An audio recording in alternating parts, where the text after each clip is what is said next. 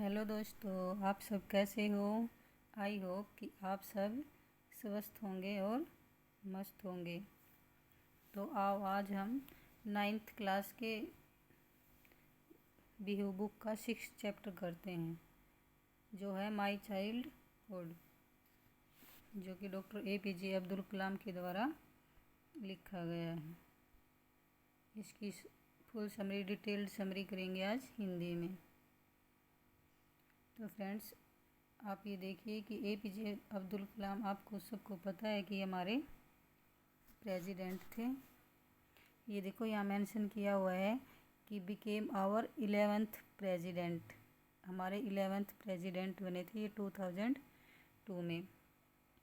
और जो ये माई चाइल्डहुड है, ये उन्हीं की APJ अब्दुल कलाम की ऑटोबायोग्राफी विंग्स ऑफ फायर से लिया गया है। जो एक चैप्टर है, मानो कि विंग्स ऑफ फायर में एक चैप्टर है चाइल्डहुड, वहाँ से इसको एक्सट्रैक्ट किया गया है। और इस पूरी स्टोरी में APJ अब्दुल कलाम अपने बचपन के बारे में बताते हैं कि भाई उनका कैसा रहन सहन था, अपने पेरेंट्स के बारे में बताते हैं, उनसे क्या क्या वो सीखते हैं, अपने भाई बहन के बारे में बताते हैं, अपने दोस्तों का क्या रोल रहा, उनके लाइफ में क्या इफ़ेक्ट पड़ा उनके जीवन पे, इन सब का। तो इन सब के बारे में इस पे वर्णन किया है। तो आइए हम ये सब करते हैं। डॉक्टर अब्दुल कलाम कहते हैं कि उनका जन्म मध्य वर्ग के एक तमिल परिवार में हुआ था। उनका जन्म रामेश्वर नामक द्वीप में हुआ, जो कि तमिलनाडु का एक नगर है। उसके पिता का नाम जैनुलबदीन था और उसकी माता का नाम आशी अम्मा था। कलाम कहता है कि उसके पिता को अधिक औपचारिक शिक्षा प्राप्त नहीं थी, यानी कि उसके पिताश्री से जो ज़्यादा पढ़े लिखे नहीं थे, बट फिर भी वो एक बुद्धि वाले व्यक्ति थे, गहरी बुद्धि रखने वाले व्यक्ति थे। और उनके पास अधिक दौलत नहीं थी, क्योंकि वो मध्यम वर्गीय फैमिली से थे, तो ज़्यादा धन दौलत नहीं थी, बट फिर भी वो दिल के बड़े उदार व्यक्ति थे। बड़ी गिनती में बाहर के लोग उनके घर प्रतिदिन भोजन किया करते थे। मतलब कि उनके पास ज़्यादा धन दौलत नहीं था, फिर भी प्रतिदिन बाहर के लोगों को वो अपने घर में भोजन खिलाया करते। कलाम कहता है कि वह एक साधारण सी शक्ल सूरत वाला बच्चा था, जबकि उसके माता पिता लंबे और सुंदर थे। वे नगर की मस्जिद वाली गली के एक पक्के मकान में रहते थे। उसका पिता कठोर आत्म संयम में विश्वास रखता था और घर में किसी अनावश्यक सुविधा अथवा ऐश्वर्य वाली चीज़ रखने की अनुमति नहीं देता था। मतलब घर में ज़्यादा सुविधा और ज़्यादा ऐश्वर्य वाली चीज़ें, यानी ज़्यादा सुख सुविधा अलाउड नहीं थी, लेकिन ज़रूरतें सारी पूरी करता था। किंतु फिर भी बच्चों को भोजन, दवाइयाँ अथवा वस्त्र संबंधी जितनी भी ज़रूरतें थी वो सारी पूरी करता था। उनसे तो कभी वंचित रखा नहीं, और जो एक्स्ट्रा लग्जरी लाइफ जो जीने की कोशिश करते थे, वो एक्स्ट्रा उन्होंने कुछ कभी दिलाया नहीं। कलाम कहता है कि उसे अपने पिता से ईमानदारी और आत्म अनुशासन प्राप्त हुआ, जबकि उसे अपनी माता से गहरी दया भावना और अच्छाई में विश्वास जैसे गुण प्राप्त हुए। उसकी माता और दादी उसे राम और हजरत मोहम्मद के जीवन संबंधी कहानियाँ सुनाया करती थी। वे हिंदुओं के त्योहारों में भी भाग लेते थे। जो कलाम थे वो मुस्लिम फैमिली से बिलोंग करते थे, बट वो हिंदुओं के फेस्टिवल्स में भी इन्वॉल्व रहते थे। 1939 में जब सेकेंड वर्ल्ड वार हुआ, तो अचानक इमली की गुठलियों की मांग बढ़ने लगी। कलाम ये गुठलियाँ इकट्ठी करता और उन्हें एक परचून की दुकान पर बेच आता। इस तरह से हर रोज़ एक आना उसे मिल जाता, यानी कि गुठलियों को बेचकर वो हर रोज़ एक आना कमा लेता था। उसने अपने चचेरे भाई के साथ एक सहायक के रूप में भी काम किया, जो समाचार पत्र बांटने का काम करता था। कलाम कहता है कि उसे गर्व की वह भावना अब भी याद है जो उसे पहली बार अपने लिए पैसे कमाने में महसूस हुई थी।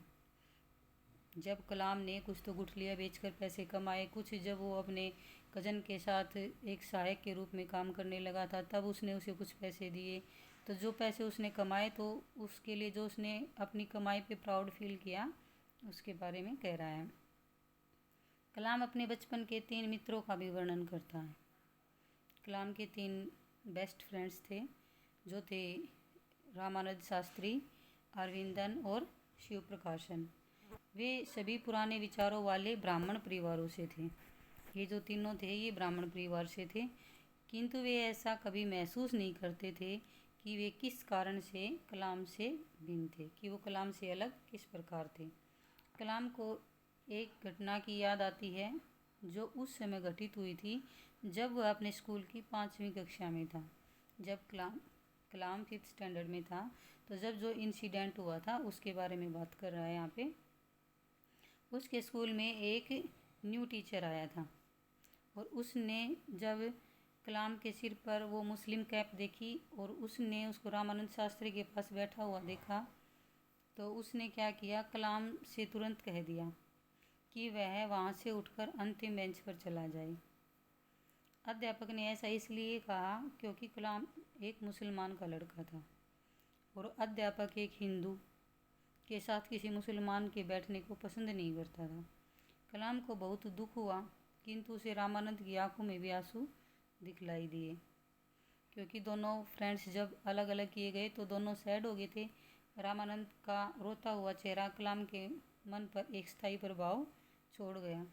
बाद में रामानंद के पिता ने, जो रामेश्वरम मंदिर का मुख्य पुजारी था, अध्यापक को गहरी फटकार लगाई। उसने अध्यापक से कहा कि उसे मासूम बच्चों के मन में सांप्रदायिक असहनशीलता का विष नहीं घोलना चाहिए। अध्यापक ने अपने व्यवहार पर खेद व्यक्त किया और अंत में उसने स्वयं को सुधार लिया।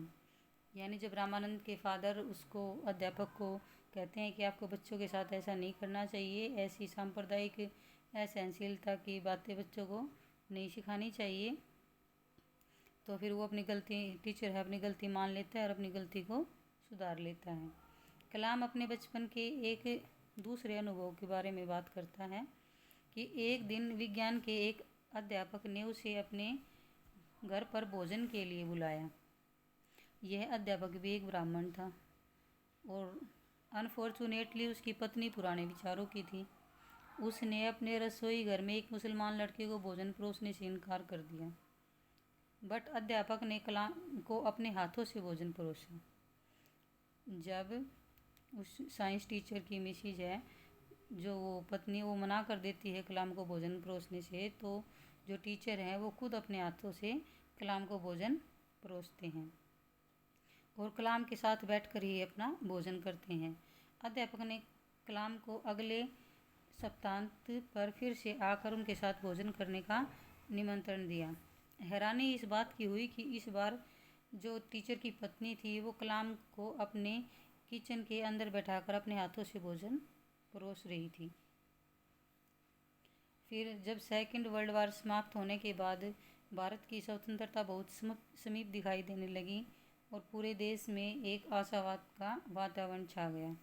गांधी जी कहते थे कि भारतीय अपने भारत का स्वयं निर्माण करेंगे। कलाम पढ़ने के लिए रामेश्वरम को छोड़कर रामानाथपुरम चला गया, जो कि जिले का मुख्य केंद्र था। माँ अपने बेटे को अपने से दूर भेजने में हिचकिचा रही थी, किंतु कलाम के पिता ने उसके साथ एक दार्शनिक ढंग से बात की। उसने कहा, तुम्हारे बच्चे नहीं हैं, वे तुम्हारे माध्यम से आए हैं, न कि तुमसे। तुम उन्हें प्यार दे सकती हो, न कि अपने विचार। वे अपने अलग विचार रखते हैं। तो फ्रेंड्स, यहीं पर ये माई चाइल्डहुड की स्टोरी है जो फिनिश हो जाती है। इसमें APJ अब्दुल कलाम ने अपने बचपन, अपने भाई बहन, अपने दोस्त, माता पिता से रिलेटेड अपने मतलब जो अर्ली डेज थे उनके बारे में बातें की हैं। तो आप सब सुनने के बाद बताना कि आपको कैसी लगी, समझ आई कि नहीं आई। Thank you.